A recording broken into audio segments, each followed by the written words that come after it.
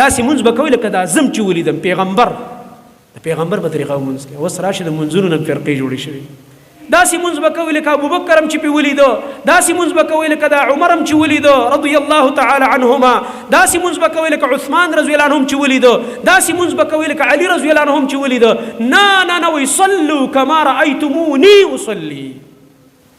داسې مونځ به کوئ لکه دا زم چې ولیدم پیغمبر د پیغمبر په طریقه مونځ کوي. اوس راشي د مونځونو نه فرقې جوړې شوي.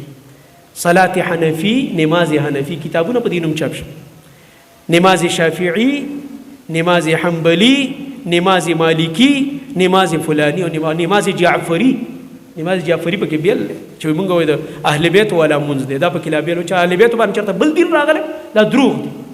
د اهل بیت مونځ، اهل بیت مونځ هم دقه د محمد رسول الله صلی الله علیه وسلم مونځ، ولې علي رضی الله عنه بل مونځ جوړ کړی، حسن او حسین رضی الله عنهما چېرته بل مونځ جوړ کړی چې ته دا پکې بل مونځ دی د اهل بیت. نه، همدغه د محمد رسول الله صلی الله علیه وسلم په مونځ موږ مکلف یو. دغه مونځ به کوو، دغه به الله رانه قبلوي. چې د محمد رسول الله صلی الله علیه وسلم مهر پې نه و، والله چې ځان ستړی کا مونځ به دې نه قبلېږي. یاد ساته.